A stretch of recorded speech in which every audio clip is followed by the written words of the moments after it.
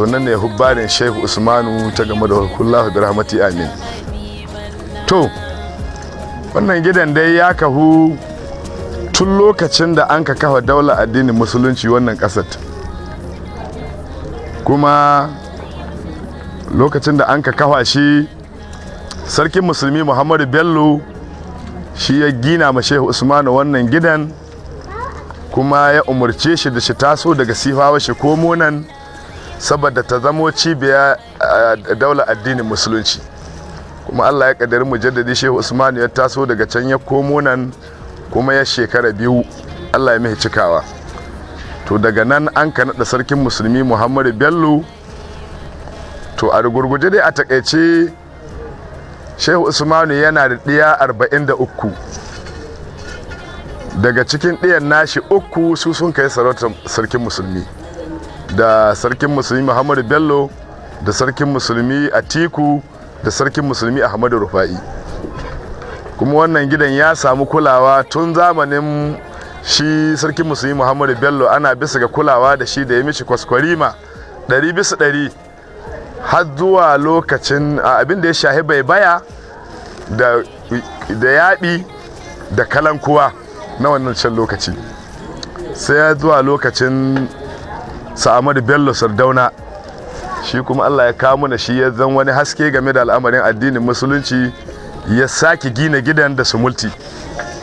To daga nan dai sai gidan ya zan karkashin dama karkashin majalisar mai martaba sarki musulmi shike, sai ya zan a gwamnati tana kula da shi shekara dot, ana zuwa a duba abin da babu a sa a gyara har ila yau.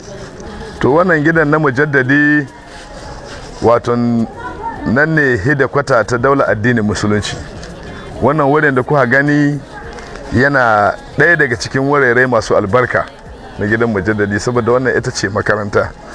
An nemi mata lakabi da tafarfara, an fahimta, ita ce makarantar mujaddadi Shehu Usmanu. Wannan hanya kuma idan aka bi ta za a cimma inda bara Shehu Usmanu take, an fahimta, masha Allahu.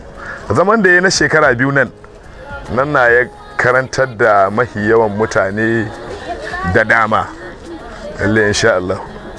Wannan kuma ita ce kofar inda za a shiga inda aka turbuɗe mujaddadi Shehu Usmanu ta game da hullahu bi rahmati amin. Shine aka rubuta hubbarin mujaddidu Shehu Dan Fodiyo ta game da hullahu bi rahmatihi amin. Bismillah. To a'udhu billahi samiul alim minash shaitanir rajim, bismillahir rahmanir rahim. Wannan kuma shine kabarin mujaddidu dinillahi Usman ibn Hodiyo ta game da hullahu bi rahmatihi amin. Kuma wannan wurin da kuka gani wuri ne wanda yake ainihi ne ɗakin mata Shehu Usman ce, ɗakin mata Shehu Usman wadda ake kira Hawwa'u, wadda ta haihi sarkin musulmi Bello da sarkin musulmi Atiku. Na Allah ya mihi cikawa cikin ɗakinta, kuma an ka yanke shawara ga asashe nan cikin ɗakin, domin ku abin da ya sa mujaddidu dinillahi Usman ibn Hodiyo shi a jagoran ƙasar Sudaniya gaba ɗaya na musulunci. Kuma ga wannan lokaci ba a samu rabewa kanun mutane ba, wanga ɗan kaza wanga ɗan kaza wanga ɗan kaza, do ana haɗe. Don haka idan an ka ce a ɗauko shi daga cikin ɗakin ga, saboda Sokoto ta cika dam da ɗan mutum, gidan ma ya cika dam, to idan aka ce a ɗauko shi a haishe shi da cikin ɗakin nan, wani na iya karewa ko shi mutu don sai ya taɓa gawan nan, saboda ganin akwai wata ɗimbin albarka wurin nan. To sanadiyya haka an ka yanke shawara a sashi cikin ɗaki, sai an ka sashi cikin ɗaki. Kamar yadda kuka gani ɗakin matar shi ne Hawa'u. Sannan kuma bayan an sashi cikin ɗakin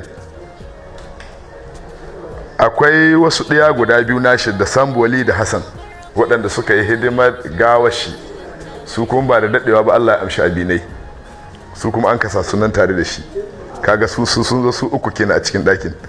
To bayan sun kammala su 3 cikin wanga ɗakin, sai magabatan wannan lokaci irin su sarkin musulmi Muhammadu Bello, irin su sarkin Bauchi Akuba, suka yanke shawara da cewa ya kamata a gine waɗannan kaburburan.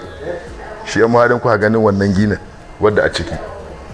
Abin da yasa aka gine ta saboda mujaddadi Shehu Usman ya faɗi cikin Nurul Albabi cikin littafan da yi da irin su Bayanul Bidi'i, ba a ɗiba wani abu ga kabari a tahi da shi don neman wani albarka, ba a zuba wani abu bisa kabari don neman biyan bukata. Wanda a cikin kabari bai bukata komi in ba addu'a ba. To ga wannan lokaci musulmi akwai su da dama amma ilimi ya karamta, suna ganin idan ka zo ka ɗibi ƙasar nan ko kuma ka aza wani abu kamar akwai wani fa'ida, alhali shi kan shi ya riga ya rubuta littafi. To sanadiyya haka kuma ba a iya hana mu musulmi su zo inda kabarin shehu, kuma ba a iya gane mai ilimi kai tsaye da wanda bai da ilimi. To saboda waɗannan abubuwan da ka gudana don shi an ka kewaye mujaddadi, in ka taho iyakakka shina denan ciki ka tsaya kai addu'a. Shi kuma wannan kyallen abin da yasa aka sa shi bisa ga karramawa da mutuntawa, sannan ba mu mun ka sa shi ba kuma ba mu ka sa shi ba. Ainihi ne akwai wasu bayan Allah da ka zowa daga Kano ziyarar mujaddadi Shehu Usmanu, kuma duniya ta san da su maɗaukaka na game da al'amarin addinin Allah, game da sani na ilimin addini, irin su Nasiru Kabar haka. To su ke zowa in sun ka zo ziyara suka ƙari ziyarar su sai su ɗauko wannan riga su sa bisa ga karramawa. Ina fata ka gamsu. Wassalamu alaikum.